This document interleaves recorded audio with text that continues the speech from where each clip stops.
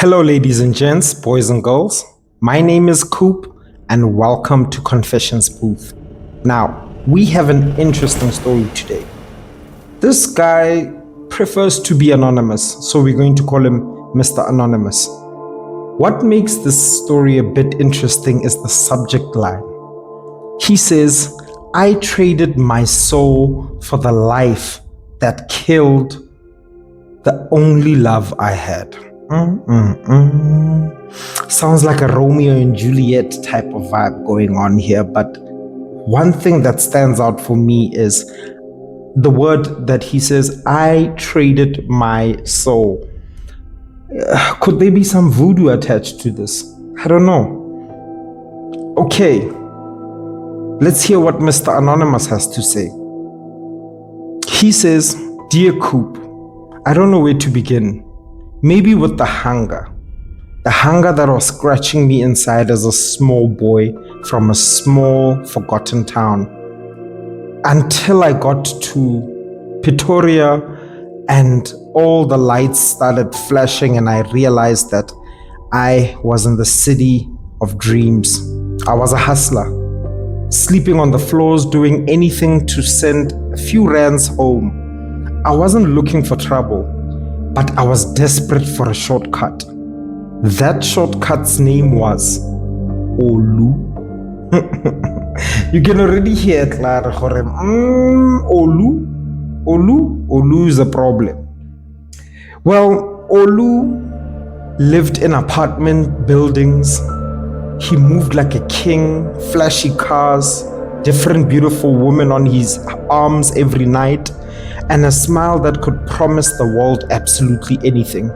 I watched him as a small town boy with big city dreams until one day I swallowed my pride and I walked up to him and asked him, "Olu, how?"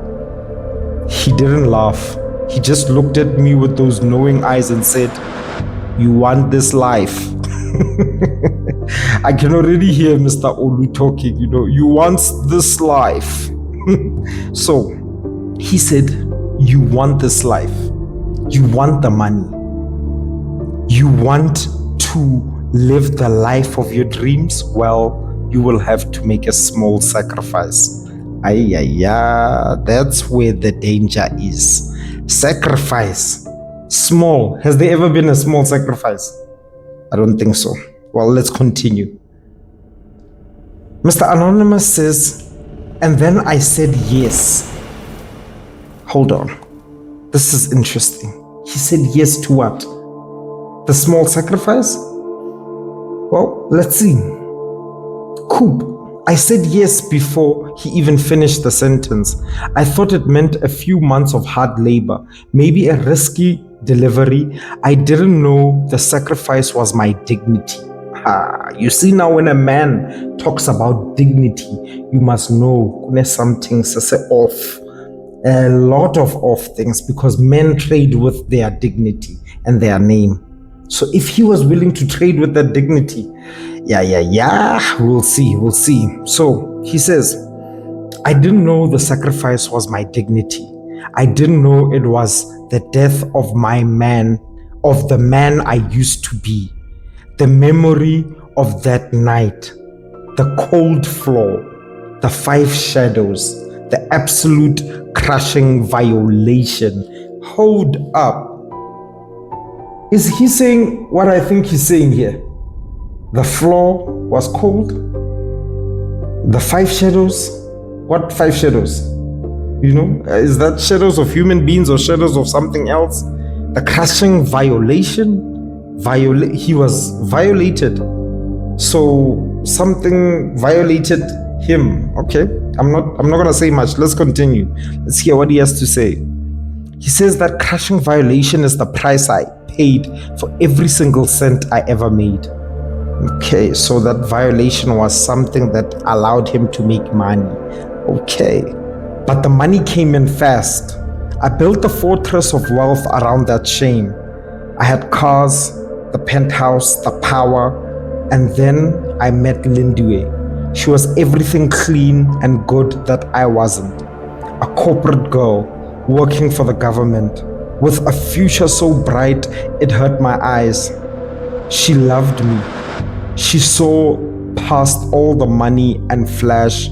She saw the boy from the small town. Oh, that's cute, man.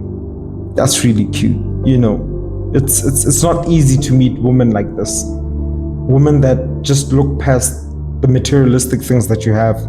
But Lindiwe, on the other hand, did for Mr. Anonymous.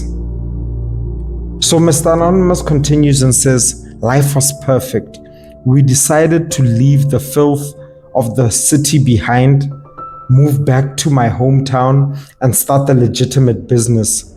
We were going to be clean, but I had poisoned her. Oh my gosh, you poisoned her. So wait. What's going on? Is she poisoned? Is she sick? Or what's happening? What's happening, bro? Let's continue. Let's hear. I introduced her to drugs. Oh, okay. So that's what the poison is all about. Okay, you introduced her to drugs. Let's see. It was just a little at first, a way to relax after a long week. I thought I could control it. I thought I could control her. The drugs didn't just take her life, they erased her. Oh my gosh, shame. We were back home, her family was so proud, and then the addiction took hold. I watched the light leave her eyes. I watched her body waste away. She was 7 months pregnant. Wait a minute. So this girl was 7 months pregnant while she was high on drugs. Her belly was a beautiful round promise of our future, but her arms and legs were like sticks. She was a ghost carrying a life. Shame.